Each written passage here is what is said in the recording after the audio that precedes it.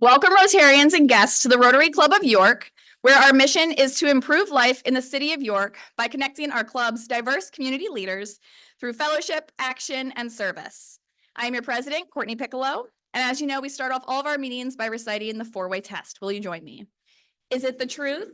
Is it fair to all concerned? Will it build goodwill and better friendships? Will it be beneficial to all concerned? Today, our opening song, America the Beautiful, and the Pledge will be led by Jennifer Seal, followed by the invocation by Kelly Gibson and introductions by Sean Skehan.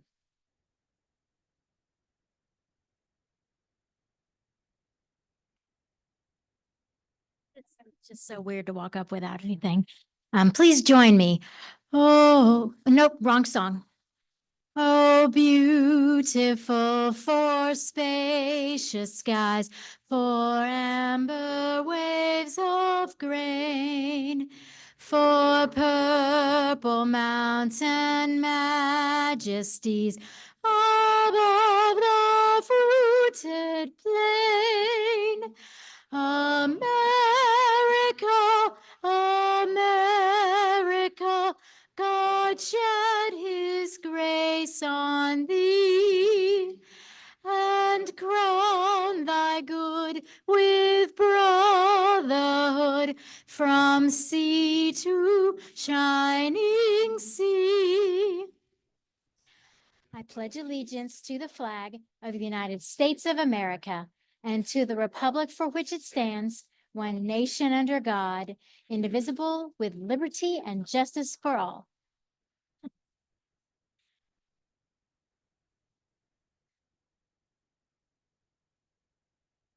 Please prepare yourself for prayer in the manner to which you are accustomed. Though the word insurance does not appear in any religious texts, the word faith appears hundreds of times. So too do the messages to care for loved ones, to compensate those we've harmed, and protect our neighbors and community. Whether it was hunting in groups to spread the risk of being hurt by animals, or shipping cargo in several different caravans to avoid losing supplies to a marauding tribe, people have had to put faith in one another to protect themselves since ancient times. Just as religion relies on faith, so too do the ways we work together to mitigate risk in a very uncertain world.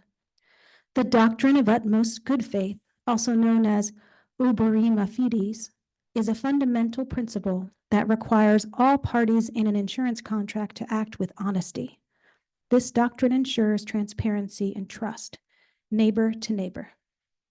Let us give thanks for our speaker, Sarah Brown of Keller-Brown Insurance Services, who has been our neighbor in good faith for 125 years and helped our families navigate risks and change.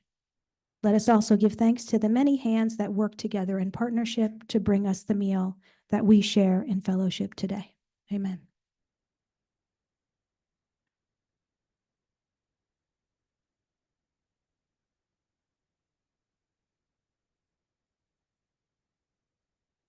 I am pleased to have the honor of introducing our guests for today's meeting. When I call your name, please stand and remain standing until President Courtney has welcomed you. We have one visiting Rotarian today from the Hanover Club, Jessica Waltersdorf. And two guests today. We have Jeff Brown, guest of our speaker, and Brian Strathmeyer, guest of Bob Borden.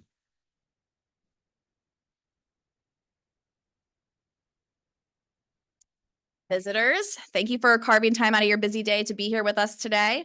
Our club's mission is to improve life in the city of York by connecting our club's diverse community leaders. So thank you for being a part of that today. Feel free to come again. And if you're interested in becoming a member, please let the person who invited you know. Rotarians, please help me welcome our guests.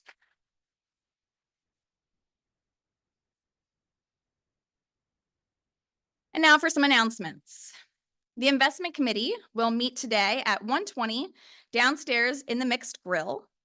The youth exchange committee will meet on October 17th at noon on Zoom. The idea committee will meet on October 23rd at 10:30 here at the Country Club of York. And the membership recruitment committee will meet on October 23rd at 1:30 p.m. at the Country Club of York.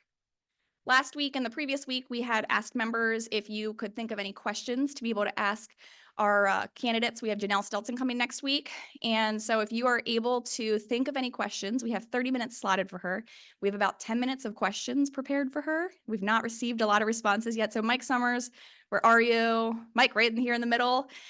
Please stand up. No, you don't have to. But he's right here in the middle. If you could get a question to Mike before you leave today, that would be really awesome. If you can think of anything, email it over to him. But he does need all of the questions that we are going to ask to our candidates by the end of today. So email Mike Summers. You can look him up on Club Runner. And if you could get those over by the end of today, that would be really helpful for next week's program. And now I would like to welcome past President Rob Bowen to the podium for a membership engagement announcement.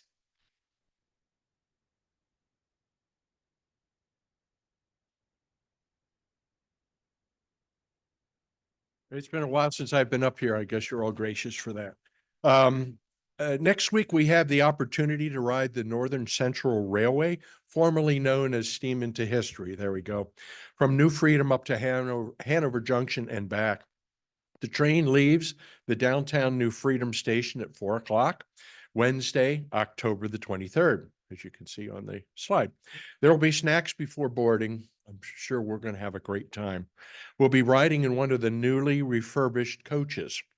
The cost is $30 for adults and $20 for children under 13. This will be billed to your Rotary account. We need 30 people minimum to get this train rolling. So we please want to extend an opportunity for you and your family, bring the kids, to have a great afternoon on the rail trail, the railway up to Hanover Junction. And look forward to seeing you then, but please call me before Friday of this week. Friday noon is our deadline. And right now we only have 7 people. So we need a lot more, another 23 people to sign up for this before it becomes viable. So thank you in advance, and we'll see you next Wednesday. Thanks.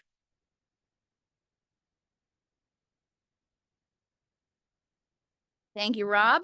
And now I would like to invite President-elect nominee Doug Berman to the podium to give you a recap about the large club conference that he and our executive director, Lynn, attended last week in Memphis. Thank you, President Courtney. I think we have a lot of pictures from our trip to Memphis. That's the only one. So we learned so much. Lynn and I were both guilty of not taking any pictures of the event, but we had the privilege of representing our club last week at a large club conference Tuesday through Thursday in Memphis, Tennessee. There's roughly 100 people there representing, I think it was about 40 of the largest clubs in the United States and Canada, I guess. There was at least one Canadian there that we met, so I'm not sure if there were others or not, but it was really a very impressive and inspiring and educational few days. I give a lot of kudos to the Memphis club. Apparently, they were not aware that they were going to be hosting until about 10 months ago. I think the Denver club was supposed to be hosting the event. So Memphis really came together, the club really came together and put on a terrific few days. Just some of the speakers they lined up. The mayor of Memphis, Paul Young, was the first person to greet us. There's a lot of music mixed into the 3 days, as you can imagine. We're about a block off of Beale Street. So I know Lynn and I had dinner one night at the BB King restaurant. I enjoyed ribs. Lynn enjoyed some drinks and food as well. And and a lot of live music. But Memphis Jones was one of the music acts. Kirk Whalum, who I was not familiar with, was the second day. He was a saxophonist. He played the saxophone on Whitney Houston's I Will Always Love You song. And I think as he played that for the audience, he kind of walked around. I think most of the folks had tears in their eyes as he told some stories about Whitney Houston. Another speaker that I really enjoyed, Dr. James Downing, the president and CEO of St. Jude's Children's Research Hospital, attended and talked about some of the projects that facility is doing both in the Memphis area and then throughout the country and throughout the world as well. And then the final speaker who I missed, but I know a lot of people were excited about, Priscilla Presley, did the keynote speech over the lunch meeting, which was the the Memphis club's regular meeting on Thursday. But again, it was a great few days. I spent a considerable amount of time with leaders from the clubs of Little Rock, Ann Arbor, San Diego, Sioux City, just to name a few. And I think some of the sessions I attended that I was trying to focus a little bit on new service project ideas, new fundraising ideas, changes to the due structure that some of the clubs have implemented, and then just how can we be more impactful as a club and as a large club member. So again, I appreciate the opportunity to represent the club. One of the things that was a lot of folks were complimentary that our club sends in most years the president-elect and president-elect nominee, as well as the executive director. So it gives me a little bit of time as president-elect nominee to kind of toe the waters a little bit. I don't quite have that same sense of urgency that Wilda probably would have. I know Wilda was traveling as well, and I'm unable to attend this year, but she attended last year, so I'm sure she can relate to that as well. So again, I know there's a number of folks that we'll keep in touch with and look for opportunities to partner with some other clubs in the next year or two. So again, thank you for the opportunity.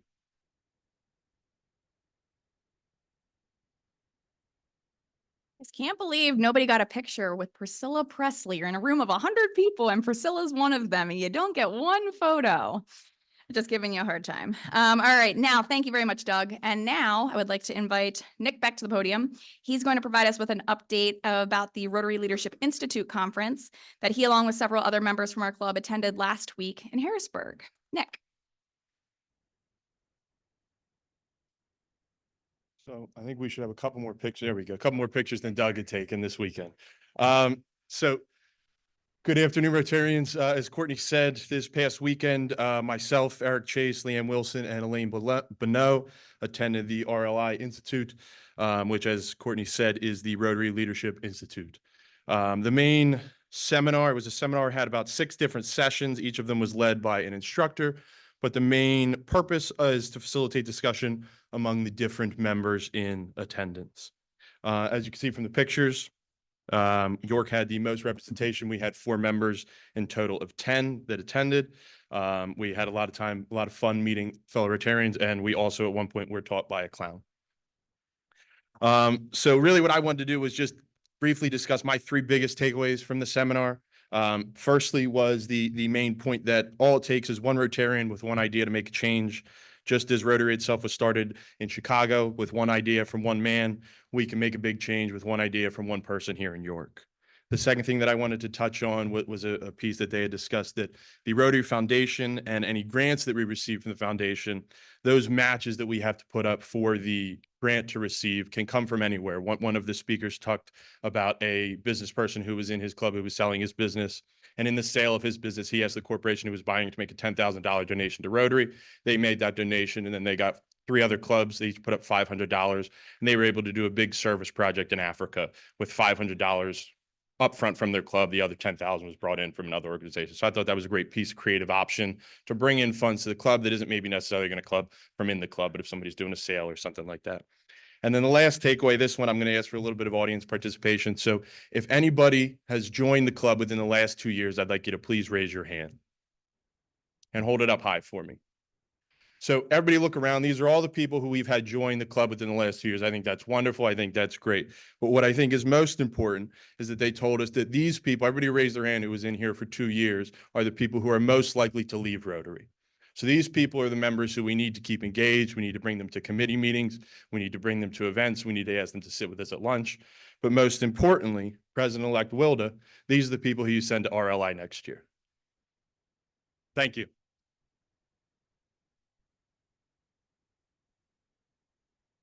Very nice visuals, Nick.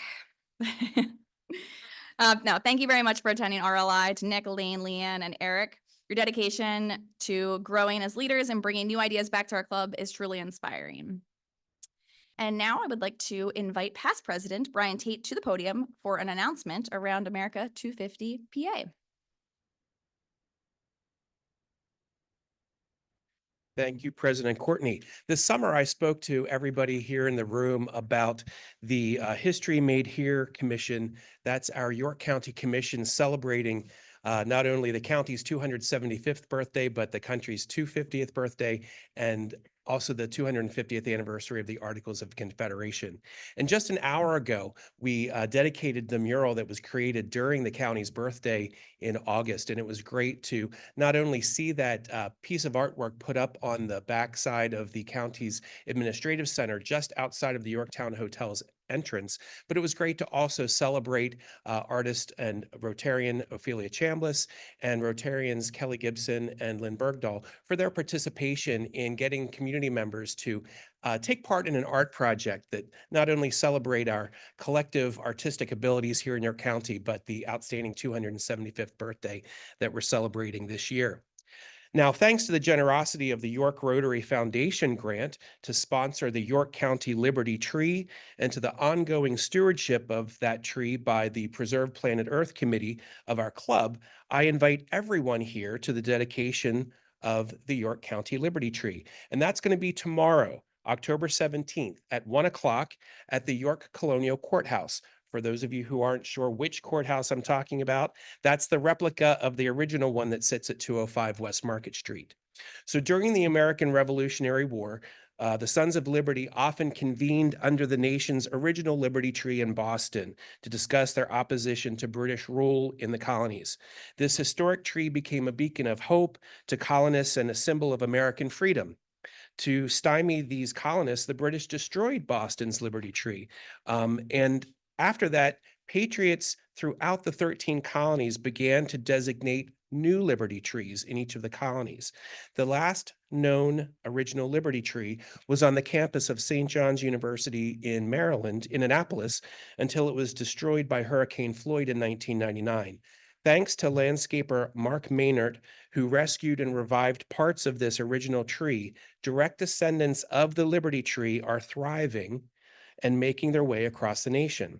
So again, generously sponsored by our York Rotary Foundation and in partnership with the Pennsylvania Freemasons and the Grand Lodge of Pennsylvania, America 250 PA's Liberty Tree Project includes this certified Liberty Tree, and there's going to be one planted in all 67 counties that began back in the fall of 2021 and will continue through 2026, the year of the big birthday. So please tomorrow join us for the momentous occasion of dedicating our Liberty Tree in York County. You're cordially invited to witness this historic event and become of our shared legacy here in this community in our nation. Thanks so much.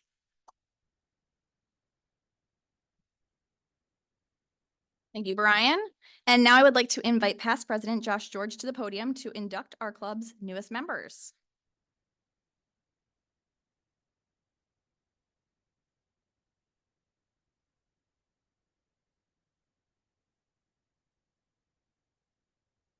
Thank you, President Courtney. Good afternoon, Rotarians and guests. It must be past President's Day here at the club with Brian and Rob and me and maybe future President Nick back at some point in time. So we'll see about that. Courtney, twist his arm a little bit. As always, it's my pleasure to introduce you to some new members of our club. I have the privilege of being the past president who gets the most podium time because I have this wonderful opportunity to always introduce you to new members. And again, today I'm glad to do so. We will go in alphabetical order, and which happens to be starting right here on your right, my left. So first is Pavle Bodovinyak, and that's probably the hardest one I'll have to say this year. I hope it is the hardest one to have to say, but Pavle assures me that it's totally fine if you mispronounce his name. He will still be happy to talk to you and be your friend. He is a graduate of York Suburban High School and went on to West Virginia University, where he earned his Bachelor of Science degree in marketing. He is the Vice President of Employee Benefits with the Marsh McLennan Agency. His community service includes soccer coach with York Suburban High School, where I believe he just got named the JV coach. Is that what I understand? Correct? Yep. And has also served as a volunteer. He came from Pittsburgh most recently to move back to the area. And when he was in Pittsburgh, he volunteered with the Pittsburgh Food Bank, and he was a board member for the ACG Future Corporate Leaders. His hobbies include golf, running, biking, and cooking.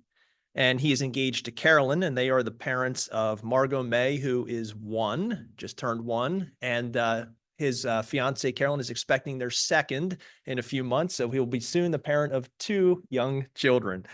As all of you may know or remember from your own personal experiences, that's a hard time. So, but it's cool. Very cool. He is proposed for membership by Ben Shipley. Ladies and gentlemen, Pavle Badavinac.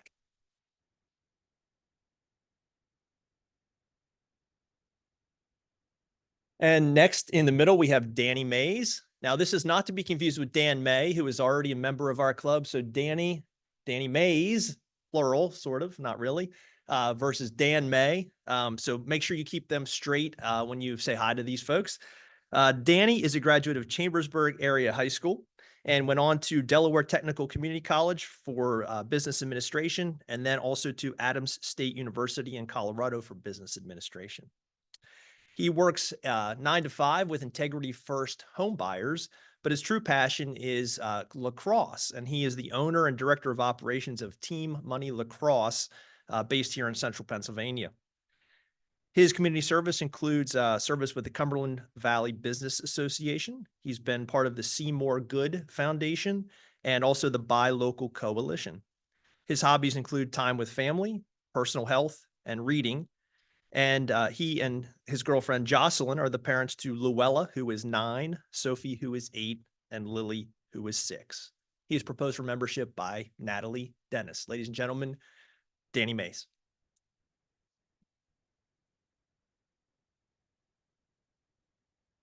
And last today, we have Oscar Orozco. Oscar is a graduate of McCaskey High School in Lancaster and went on to Millersville University, where he earned a bachelor's degree in international business. He is a relationship manager with M&T Bank, just like the other Dan May. So there's the connection. And his volunteer activities include he is a mentor with Lancaster SCORE. He is a volunteer with Junior Achievement, and he's been a volunteer at the Jackson Middle School. His hobbies include coaching soccer, all things Buffalo Bills. I guess that's the M&T connection. I don't really know, but and also spending time with his kids. He is married to Ariana, and they are the parents of Oscar Jr., who is 12, Aiden, who is 11, and Mia, who is 7. And he's proposed for membership by Gina Spangler. Ladies and gentlemen, Oscar Orozco.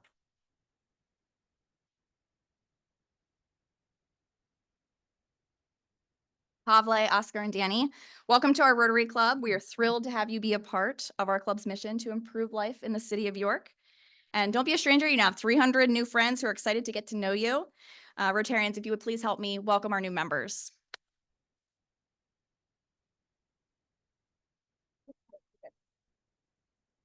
And now it is past President Day. I would like to invite past President Aaron Jacobs to the podium to introduce our speaker for today. I like what Jennifer said. Let's just come on up and speak. Thank you. So 1899 was a big year.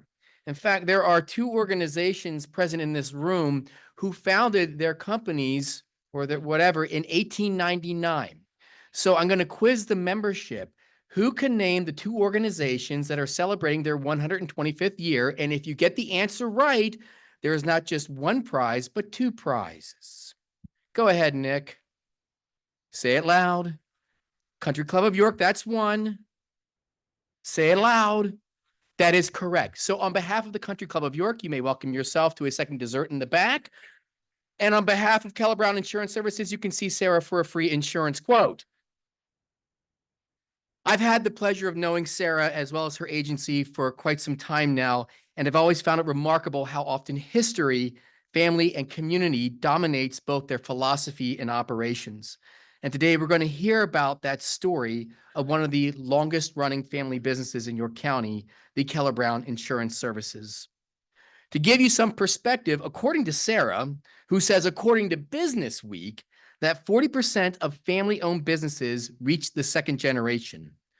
13% get to the 3rd generation, and only 3% get to the 4th, and we don't really know what gets to the 5th. So it's quite an anomaly to be celebrating this today because it's so rare for a business to reach the 5th generation. But today we'll hear from the current owner, Sarah, on just how this milestone came to be. Now, Sarah is the current president and CEO of Keller-Brown Insurance Services, and this year the agency celebrates 125 years of continuous family ownership. 5 generations is a long time for any family tradition, something very few, if any of us, could boast. And I will admit that insurance is a very strange family tradition. But it certainly seems to be working. Most of us don't even know who our great-great-grandparents were, yet alone what their careers or professions were. But there's no doubt that the Keller-Brown family, as you will see shortly, knows for certain. For those 5 generations, Keller-Brown Insurance Services has protected farms, people, and organizations in central Pennsylvania and northern Maryland. And Sarah is the right person to lead this agency's generation into the future, as she is brilliant, passionate, and forward-thinking. Sarah is also very active in the community, serving on various boards for both publicly traded and nonprofit organizations. And sooner or later, I'm going to get you to be a member of the Rotary Club of York. Rotarians, help me welcome Sarah to the podium.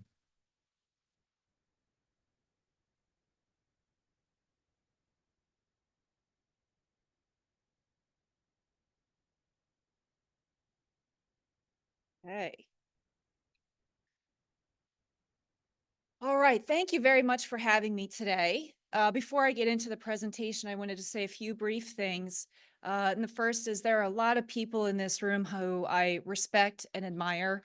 And I know that Rotary has done so much for the community for so long. So it's really an honor to be here today. So thank you for that. The second thing is this presentation was originally created for the Glen Rock Historic Preservation Society and was an hour long. And we had 3 speakers, my parents and myself. So if I've left you hanging anywhere, there's more. So see me afterwards. But nevertheless, I hope you enjoy a little nugget of history and my agency's role within it. Okay, so as Aaron said, we celebrate 125 years of continuous family ownership. So I'm going to talk about what was happening in America in 1899 and how the agency got started. I'll touch on each generation's contribution to business and the community. The office that we operate out of is a historic building, so I'll share some details about that. And then I'll talk about what the 5th generation is doing and our plans for the future. Okay, in 1899, William McKinley was president of the United States. The Spanish-American War had ended the year before, and the Gibson girl set a fashion trend for women with her long hair set on top of her head. A new machine called the horseless carriage was being manufactured by more than 300 companies. Some 4,000 motor cars were in use, and the New York Times debated what to call the noisy, odorous contraption. In fact, that editorial witnessed the first recognized use of the word automobile. The small town of Glen Rock did not escape the happenings of this burgeoning nation. Industry and railroad enabled the little town to grow. New homes were being built in the Victorian style and business was booming. 2 hotels were built in the late 1800s to accommodate salesmen and visitors that would need a place to stay. And 4 livery stables with a horse and buggy could be rented to take people out to the places that railroads couldn't visit. An entrepreneur named Eli Benjamin Keller saw an opportunity to be part of this growth, and he, along with J.L. Trout, became successors to Allen M. Seitz in the fire insurance business in December 1899. Besides insurance, the firm also offered real estate services. It was reported in the April 25th, 1902 issue of the Glen Rock Item that Messrs. Keller and Trout, who have been engaged in the real estate and insurance business for several years under the name Keller and Trout, have opened an office on the 1st floor at the corner of Hanover and Water Street. The firm represents the best insurance companies, and any person desiring to buy or sell real estate would do well to seek the service of this agency. Now, I just said something shocking that was shocking news to us as we were researching that history, and that's that we always thought Eli Keller founded the agency in 1899, but it turns out he became a successor to Allen Seitz, who started the business in 1891. So I guess technically the business is 133 years old. And it was also a real estate and insurance agency. I curious why Eli chose insurance over real estate, and if he made the other decision, where we would be today. In short time, Trout left and Keller got together with Irving Brilhart and Paul Beck, forming an insurance agency to continue providing the needed financial protection for this thriving town. This is a certificate of agency dated March 20th, 1903. So in addition to his insurance career, Eli was also a school teacher at Strayer School in North Hopewell Township, served in leadership roles at Zion Lutheran Church, and was affiliated with the First National Bank of Glen Rock for 45 years, serving as cashier, bank board director, and retiring as president in 1938. EB helped to guide the reorganization of the bank in 1919 to the Trust Company of Glen Rock. And as a matter of interest, when the bank reopened in 1934 as People's Bank of Glen Rock, and it changed its name again in 1977 to People's Bank at Cadorus Valley Company, and on July 1 merged with Orrstown Bank. Many years ago, People's Bank put out a book about their history, and EB's name was mentioned several times. And he was either president or vice president when Franklin Roosevelt declared a bank holiday and shut the banking system down. And I can't imagine being a bank leader at that time and how stressful that might have been. 1927, Harold Deal Keller joined to assist his father, who was then in ill health. I think banking can be stressful, so can insurance. He took over the business in 1932, and the agency became Keller and Company. And I actually knew my great-grandfather. Like his father, Harold served the community in many ways. He was active in various organizations and served as a York County commissioner from 1948 to 1952, serving as president for 2 years. He was an alternate delegate for the York County Democratic Committee for 2 elections. He also grew the agency, and needing more office space, he built a brick building at 14 Water Street in Glen Rock in 1956. This building is now Glen Rock Barbershop, and the 3 gentlemen in that picture are the other county commissioners who served with him. 1955 saw Harold's son Barry A. Keller continue the family tradition, and by 1957 he became a partner in the business. The father and son partnership traded as Keller Agency. Like his grandfather, E.B., Barry was involved in People's Bank. He served on the bank's board from 1977 to 2000, retiring as chairman. He also served as a Southern York County School Board Director for 6 years from 1968 to 1974, serving as president the last 3 years. To honor his outstanding legacy of community service in 2008, People's Bank endowed a 4-year scholarship in his name. Harold and Barry worked together to continue to grow the family business. They expanded their marketing footprint beyond outside Glen Rock into Southern York County region. Here they are presenting a check to the Shrewsbury Fire Company for equipment lost in its fire. They had a fire in 1972, and the check was in the amount of $31,215. I would think that's quite an amount of money for the time. With Barry's energy, community service connections, and innovative insurance carriers, the agency began to insure more and larger commercial accounts, as well as personal insurance. I don't know how many insurance historians we have in the audience. No? But INA is Insurance Company of North America. In 1950, they came out with a homeowner's policy. Before that, it did not exist. You had to buy separate property and liability insurance. We represented INA. So with that innovative product, sales soared.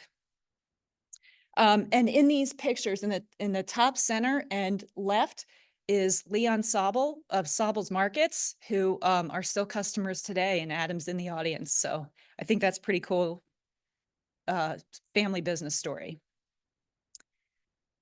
In 1963, Barry built an addition to his home on Manchester Street, and the growing agency moved from Water Street in Glen Rock Borough into Shrewsbury Township. I bring that up because we wonder if Barry had some premonition that the Water Street location would experience extensive flooding during Hurricane Agnes in 1972, which devastated the town. In 1978, Barry's daughter, Joy, became the fourth generation to enter the business. The agency incorporated and became Keller Agency, Inc. In 1979, Harold Keller passed the torch and retired after more than 50 years of service in the insurance business in the Glen Rock area. Jeff Brown joined the agency as a producer in 1979, and that's Joy's husband. So pictured here are three generations. Barry, far left, is the third, Harold is second generation, and then Jeff and Joy is fourth on the right. Armed with insurance education, Barry, Joy, and Jeff made a great team, each adding their skills to continue to grow their business. Barry's wisdom and experience, coupled with Joy's organizational talents and Jeff's people skills, were a combination for growth, and they soon began to outgrow their office space. Although based in Glen Rock since 1899, the agency decided to move to fast-growing Shrewsbury in 1984 and began trading as Keller-Brown Insurance Services, renting out office space at the square in West Forest Avenue. Employees were hired, and a team began to take form. In addition to a growing business and a busy family, Jeff and Joy were also active in the community, lending their time and talents to various nonprofits. Between the two of them, here are a few nonprofits they served, mostly with leadership roles. WellSpan Specialty Services Board, Penmore Board of Directors, President of the Belmont Theater Board, Southern York County School District Foundation Vice President, President of the Southern Regional Recreation Board, Treasurer of the York Ag Business Council, Southern York County Community Technology Committee, founded Warrior Lacrosse Club. We have a new lacrosse member. Shrewsbury Township Planning Commission, Zoning Hearing Board, and Parks and Rec Board. Both were church council presidents and coached several youth leagues. With a cohesive team, in just a few years, the agency outgrew its headquarters. Across the street, they saw 9 South Main Street, a dilapidated Oddfellows building. And it was just screaming for some TLC. Barry, Jeff, and Joy partnered in its acquisitions, and renovations began in 1989. Many of the building's original significant details were painstakingly restored. The facade along Main Street caused some confusion during renovation when the brick was cleaned, repointed, which looked beautiful, and then painted white again. This was done to meet the U.S. Department of Interior National Park Services standards, as all research showed the building was originally painted white to resemble a Greek temple. Now it's a modern office and continues to be the home of the insurance agency. The original hallway is graced with vintage photographs from the turn of the century Glen Rock and Shrewsbury, compliments of Dr. Christian Zeichner, who served as an optometrist for the community for many years. So someday, if you're sitting at the traffic light in Shrewsbury, instead of getting frustrated, take a look at the building and even maybe pop inside. We have many team members willing to give a tour, and we're actually doing that tomorrow. Also, when you look up, you may see 3 symbols, 3 linking symbols above each window. They stand for faith, loyalty, and trust. Kelly, you mentioned faith earlier today, and I thought that was an interesting weave into the presentation.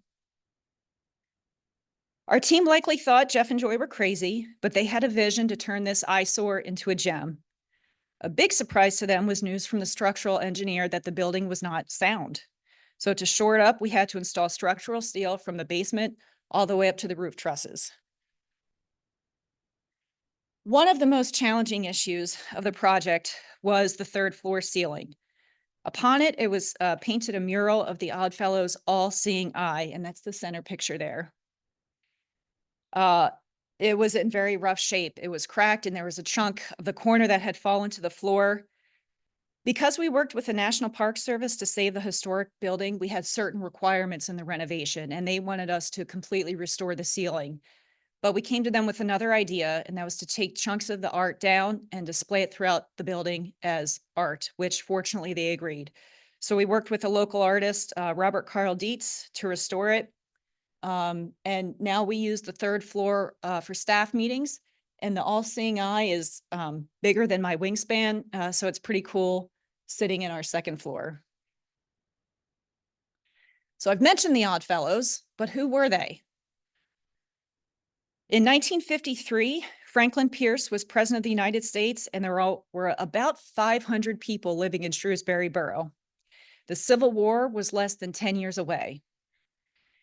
It was that year that the Independent Order of Odd Fellows, Mount Vernon Lodge, completed their work on their new meeting hall located in 9 South Main Street, Shrewsbury. The new lodge was a testament to their success and their pride in their philanthropic organization. The building was built to serve as their lodge hall, but also had many occupants through history. So you Rotarians may have a connection with a service-oriented organization like the Odd Fellows. Not much is known about them and what the meetings would entail because they were private, and we know they were private because there are peepholes on the door, which we still have in the office today. In addition to a meeting place for the Odd Fellows, the building was also rumored to serve as a money exchange during the Civil War because of its proximity to the Mason-Dixon line. It also housed the Shrewsbury Academy, and our welcome board, which is on the far right, is a replica of the slate we found on the second floor during renovations. It was also a meeting place for the Eastern Star, an organization of women and relatives of the Masons. It housed a pool hall, candy store, band practice room, beauty shop, various restaurants, and finally apartments. One of the more interesting occupants was a group called the Strugglers Club. They met sometime during Prohibition, and their main purpose was to play cards and drink beer, after which they would struggle home. 109 years after the founding of the agency, the 5th generation joined the firm. After several years of underwriting and loss control experience with an insurance company, Eli Keller's great-great-granddaughter, Sarah Brown, daughter of Jeff and Joy, joined the agency in 2008. In 2001, Jeff and Joy transitioned ownership, and I now serve as president and CEO. As my great-grandfather, E.B., and grandfather, Barry, I am also a board of directors for former People's Bank, now Orrstown Bank. I'm also the current chairwoman of a 3-state trade association, insurance agents and brokers. I serve as a sales and marketing task force with Erie Insurance, and I'm on the board of the Farm and Natural Lands Trust and Susquehannock Alumni Association. Until putting this presentation together, I never quantified the amount of community involvement we've had as a family. But upon reflection, it feels like we're more community servants who just happen to be to run an insurance agency. So I've given an overview of what the agency looked like in the past, but what about today?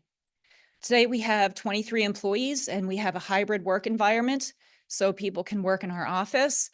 They can also work remote from Pennsylvania all the way to South Carolina and Florida. It's just one of the ways we balance tradition with innovation. Our premiums have grown over the last 45 years from 600,000 to 16,500,000 in 2024. So this slide highlights just a few of the ways that Keller-Brown Insurance Services has given back to the community. And what I like about it is most of these things that we do are employee organized and employee led. So I'll just go through some briefly. We've done a coat drive for Coats of Friendship, food drive for the SYC Food Pantry. Every year we volunteer to make funnel cakes for the Shrewsbury Fire Company. We read books to 2nd graders and then donate the books to the classroom.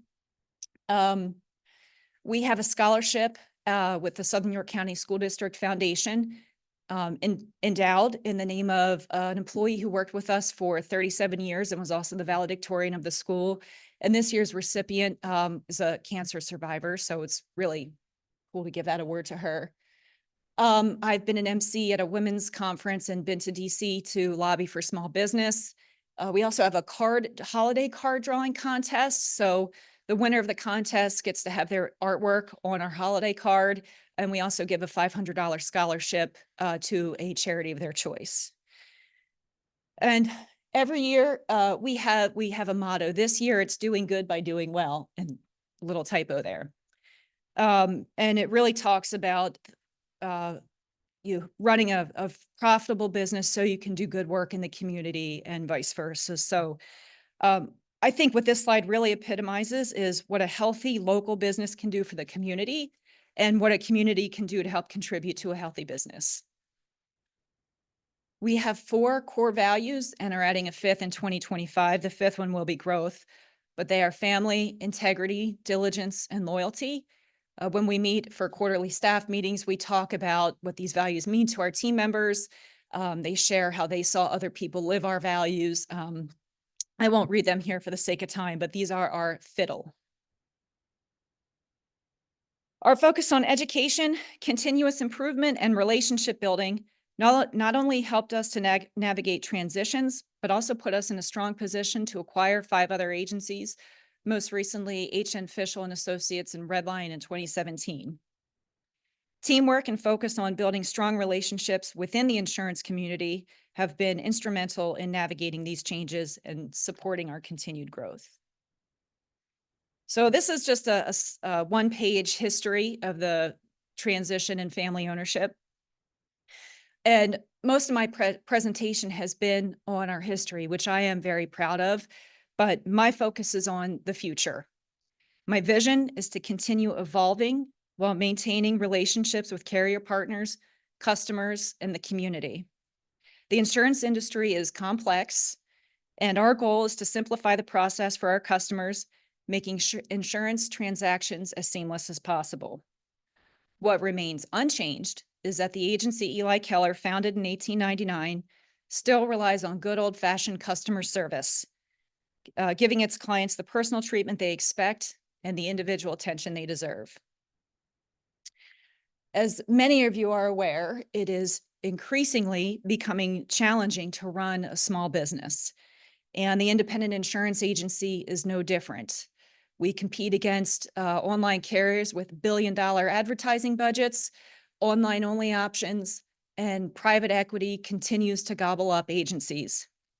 We even compete with Tesla. But I believe in our industry's resilience, and I'm confident that Keller-Brown will continue to innovate and serve our community for many years to come. Okay, so I'm looking forward to continue our legacy of service, growth, and community support for another 125 years. And I thank you for being part of our journey.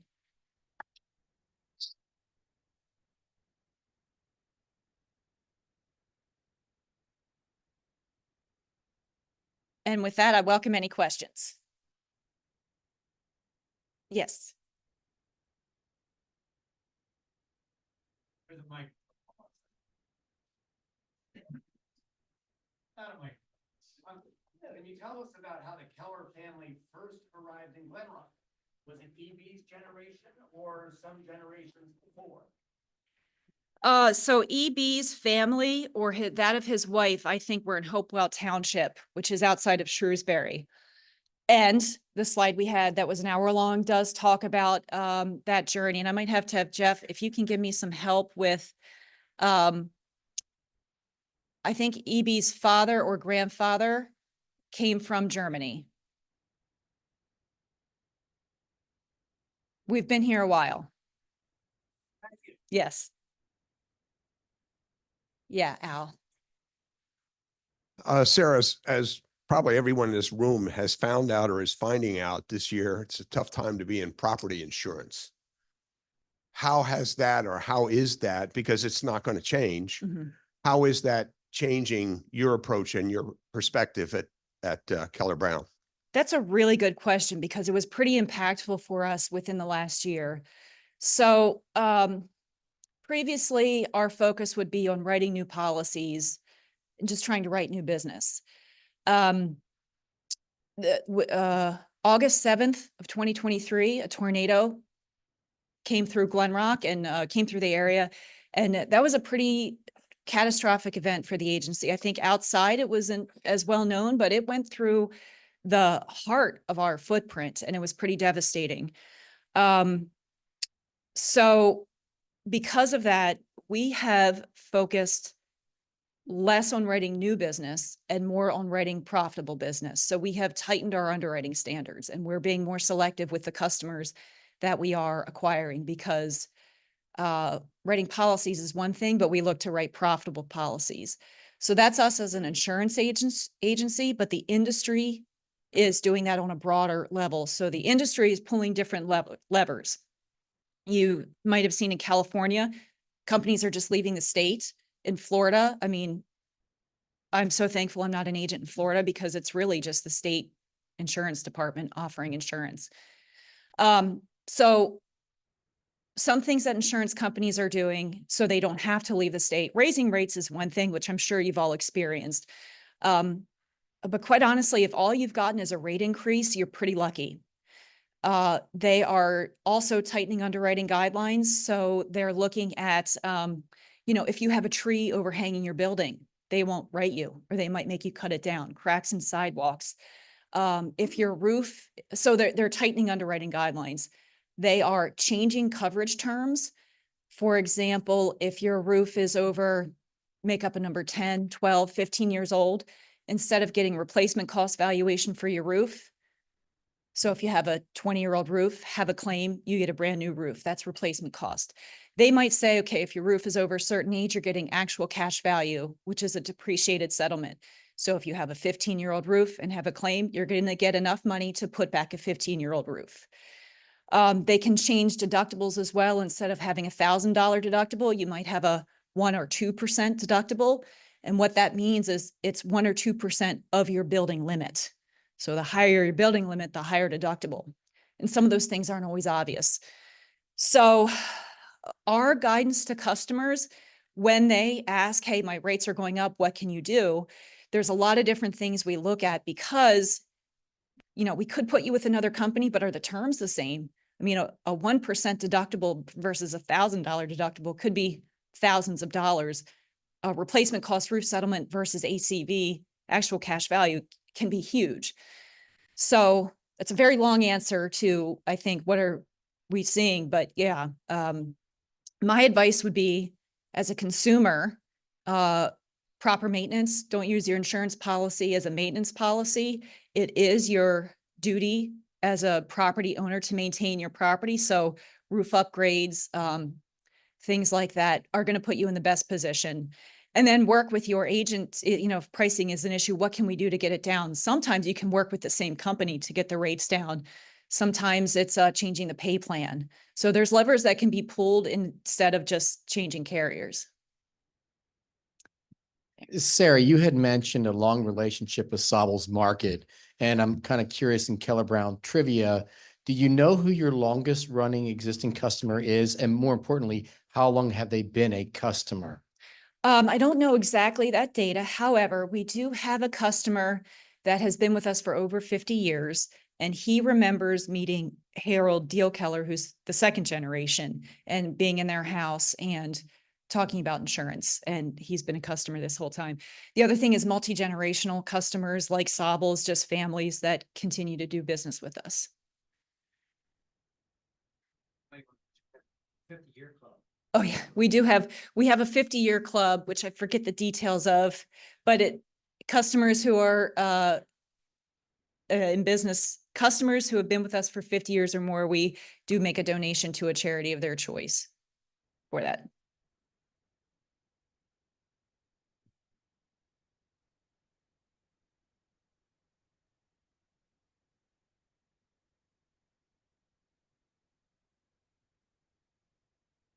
Thank you. That was quite an interesting historical story, Sarah.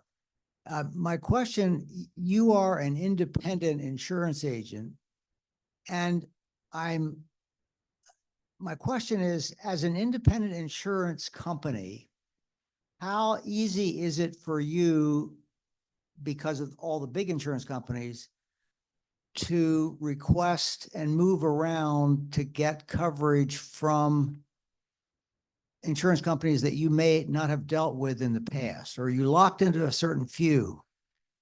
So there's a couple different models for insurance agents. State Farm might be an example where they are employees of State Farm and they only have that option to give. Whereas we are independent. Now, we have contracts with different insurance companies, and those contracts give us the ability to bind according to certain terms. But that is one thing that makes an independent agent more inefficient because we have to know the underwriting guidelines for the different companies that we represent. So just the roof example, some companies don't have the replacement costs issue, others do. So if we're looking to move from one carrier to another, we have to be cognizant of that and just really let the customer know it's not the same. And no two policies. It's really hard to really give an apples to apples comparison.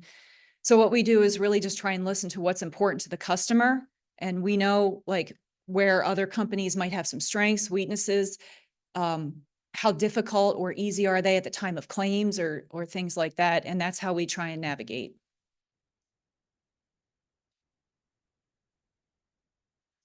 Yes, yeah, we are also a broker, so we have access to insurance agents like us that if we can't find a market, we have access to other insurance companies that we are not directly contracted with. So we go through other ways to try and find coverage. We do that for difficult situations, maybe if there's loss issues or other lines of business where we don't have the premium volume, but we still can access like professional lines, pollution, employment practices, liability, things like that.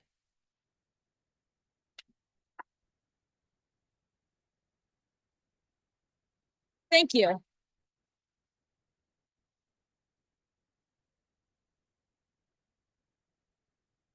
Thank you so much, Sarah, for sharing your inspiring story with us today. As someone who also works in a multi-generational family business, I can truly appreciate your dedication, hard work, resilience, and everything that it takes to carry on a family legacy. It's remarkable to see your company thriving after 125/133 years. And congratulations on this incredible milestone. I wish you continued success and to lead your family's legacy into the future. Congratulations again.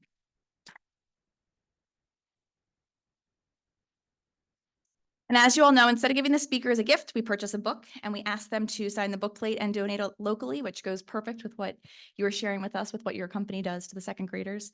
So this week's book will be donated to the YMCA Early Childhood Learning Center in York City, along with a bookmark made by students at Creative York. Next week, we will welcome Janelle Steltzen, the Democratic candidate for U.S. Congress in PA's 10th district, including Dauphin County and parts of Cumberland and York counties. As an Emmy Award-winning journalist, she was previously the co-anchor of the WGAL News 8 Weeknight News. Steltzen will share with Rotary her decision to leave her TV anchor role to be our voice in Washington and be the leader she believes that we need. So as a reminder, please send your questions that you have for her. We're collecting all the questions ahead of time to Mike Summers by the end of today. Those same questions will be asked the following week to her opponent, which is Scott Perry. So if you could get those questions in by the end of today, that'd be really helpful. This meeting is now adjourned.